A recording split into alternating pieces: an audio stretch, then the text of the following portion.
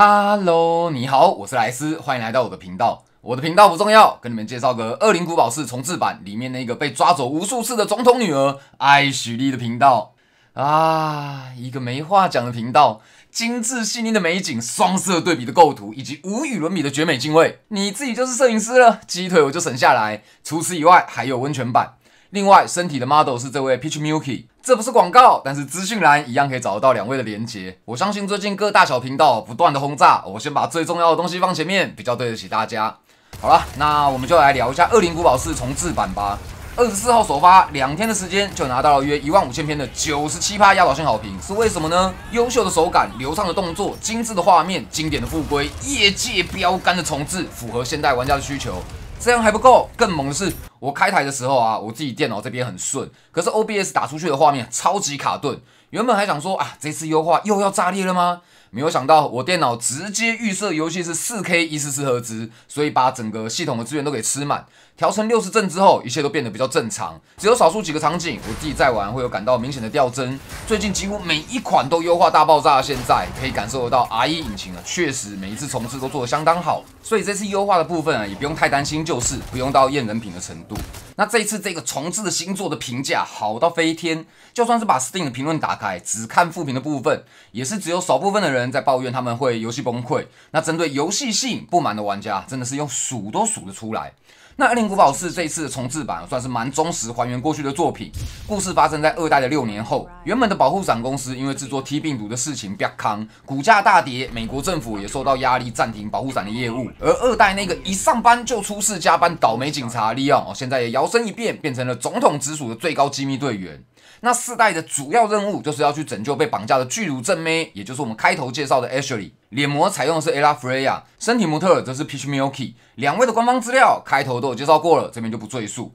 那可能有一些人不知道，在早期啊，肩后视角是比较少见的设计。恶灵古堡1、2、3代采用的都是固定式的摄影机。这种设计的好处，除了制作上比较容易，减少一些运算上的麻烦以外，在设计一些弹跳式惊吓也会更为简单一点。那个年代的硬体效能比较不足，这样也是可以理解的。到了4代，突然变成肩后视角，不论在玩法上、感受上，都直接高上了好几个档次。而且我当时玩的还是 Wii 版，Wii 版本和其他版本有个极大不同的点在于 ，Wii 和现在的 Switch 有点类似，操作手把上有指向定位和动作感应的功能。那一开始在玩 Wii Sport 的时候，还没有联想到，由于 Wii 本身可以指向定位，所以它可以模拟大型机台的一些光线枪游戏，像是死亡鬼屋那些游戏一样，指哪打哪。你们可能很难想象，对那一个时代的玩家来说，全新体验。那我记忆一直不是很好的那一种人，常常玩过就忘了。但是这一次玩重置版可以很深刻的回想起一些经典的片段，尤其是一开始村庄教堂那一段，印象真的是很深刻。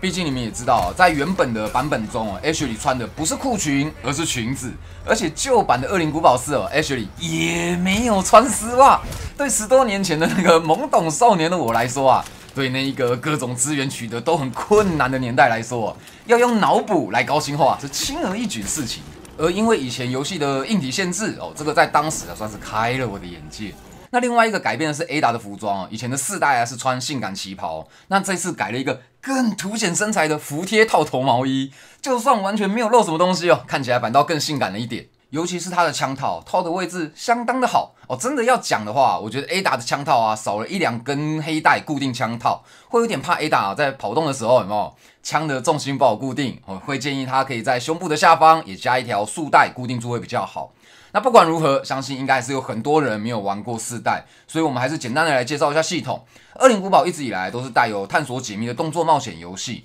不论是动作冒险还是探索解谜，两个要素比重都差不多。尽管分有16个章节两个要素有平均的分在前后段。那在道具方面保有了用行李箱控制道具数量的系统，不让玩家可以把整个军火库背在身上。而且这次能放进仓库的只有急救喷雾和各种军武，一些药草、弹药、制作素材和鱼、蛇等补品都只能够带在身上。虽然我自己很讨厌这样的限制，逼死客家型玩家。不过和其他前作不太一样这次不太有包包不够用的感觉，各种任务道具并不会占用我们的公事包，会在另外一个页签。这样设计的好处是，由于子弹、零件袋等本来就是会占用空间，会逼迫玩家尝试各种不同的枪支来进行战斗，在某种程度上也算是丰富玩家们的对战体验。而且这一次的刀子和以前比起来更为好用，一般在战斗的时候可以用刀子对敌人进行伤害。碰到一些陷阱，也可以利用刀子来触发。从敌人背后悄悄靠近，刀子可以进行暗杀，连续暗杀3名敌人也会有成就可以拿。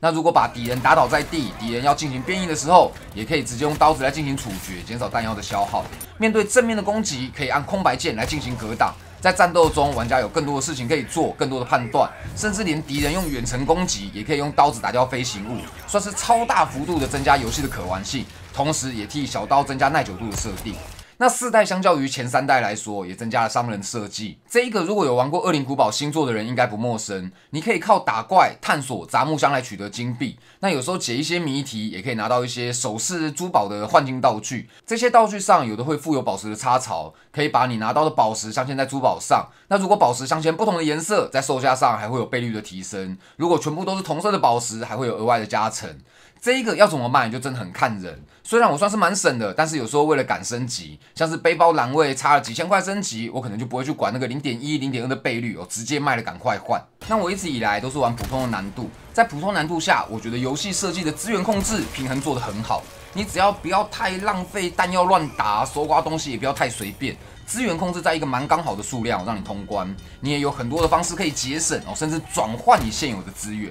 那另外，由于小刀实在是运用范围很广，所以不论喜欢用哪一种枪，战斗风格如何，小刀的耐久度通常会尽快的升满增加可以使用的次数。那战斗方面也是这一次做的相当好的一块，角色的模组判定做的还算蛮细致。如果敌人手持汽油弹或是炸弹，对着持物品的那一只手进行攻击，会迫使敌人放掉手上的投掷物自爆。有时候为了要省弹药，会特地勾引那些会丢无限炸弹的敌人到好一点的位置。那毕竟这一代连弹药都可以卖，想要升级的项目又很多，小枪子弹一发可以卖120块，每开1枪都心痛。那有办法利用敌人或是环境击杀，我都会尽可能的利用。而且如果敌人丢飞行物体过来，我不是很确定可不可以开枪拦截但是我很确定，如果用弩箭打，可以把飞行物给打掉。另外，小刀光普通挥砍、冲刺挥砍和按住防御后刺击3种的攻击方式都不同，伤害消耗的耐久度也不一样。每次攻击敌人，如果你开小枪打头的话，敌人会产生硬直，让你可以跑过去进行一次体速攻击。如果开枪打脚逼敌人下跪，可以绕到敌人后面给他一个拱桥背摔。那由于敌人的种类不少，地形也很多样化，甚至有不少可以让你依靠走位、侧身闪躲和蹲下闪避的招式，让整个战斗体验变得很多样化。那再顺带一提，如果是客家流的玩家，个人蛮推荐小刀耐久度升满之后，可以考虑看看弩箭。虽然用小枪打头是一个不错的省钱方法，和一些 FPS、TPS 射击游戏最不同的地方在于，这些僵尸会有很多很奇妙的走位方式来闪子弹，头也常常会摆来摆去，导致苗头不对。用弩箭的话，有超级高的几率可以让你回收弩箭，只要不要射到一些很奇怪的地方，消耗会很慢。建议大家想要射的时候，可以尽量的射在人家的身上，射在身上会比较好瞄准。等敌人躺平之后，你也比较好猜，之后也几乎可以全回收。那如果坚持的想要射在人家脸上，人家一个歪头，你射歪了不知道射到哪，就浪费了你什么宝贵的一发。毕竟弩箭要消耗的素材比较不好取得，这个部分可能就要注意一下。弩箭我每射一发，心里都觉得我省了120，感觉蛮好的。那探索和解谜的部分，这一次我觉得逻辑解谜和找东西的解谜算是有各半吧，没有什么卡关卡解谜的感觉。游戏中会在4处看到蓝色的小纸条，这一个算是支线任务，解掉之后回报给商人，会给你一种特殊的代币，让你可以从特殊商店买一些资源。最重要的大概是藏宝图，我第一次玩的时候蛮需要这个东西，可以在地图上直接看到一些物品的位置。那这类型的任务通常要做的事情就比较杂，多半的解谜会是偏向找东西的谜题，需要你细心观察环境解任务。那如果有买藏宝图就会比较容易一些。那另外的逻辑解谜可能就是玩一些拼图，转一些方块，通常要拿珠宝首饰的机关就都是这一种。主线任务也有一些难度都不太高，而且算得上是有趣。那老实说这一次的影片脚本我一直不知道该怎么写，我怎么写都写不好。地图从过场的切画面变成了半开放式的地图，RE 引擎带来细致的画面、流畅的运镜以及稳定的优化，人物的塑造上也比以前更为立体，就连一些配角的台词也比较多，动机也更明确。在增加不同的玩法上，操作的部分也稳妥的顾着维持优秀的手感，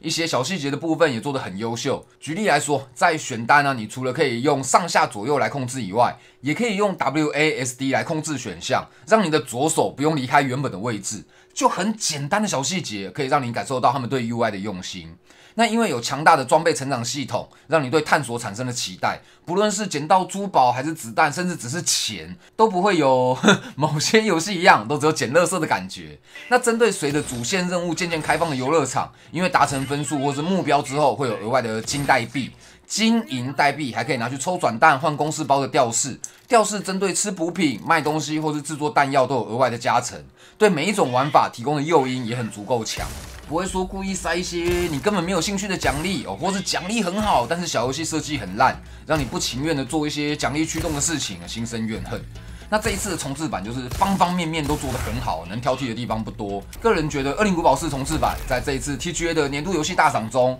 年度游戏、最佳动作和最佳音效这几个项目入围应该是没有问题。不过要拿奖的话，就还蛮不一定对手都还没有出来，像是备受期待的星空、萨尔达也都是今年的作品都还没有出呢。动作的部分虽然类型不太一样但是卧龙目前看起来也是蛮有机会，就期待年底的 TGA 年度游戏大赏的开奖了。那这支影片做的没有很好，抱歉浪费大家的时间，就真的很厉害的一支游戏在既定的框架下，除了翻新画质、优化剧情以外，新增的系统也都没有垮。为了奖励一下有看完的忠实观众，跟你们报个名牌，我们的 DC 群不要跟别人说虚希望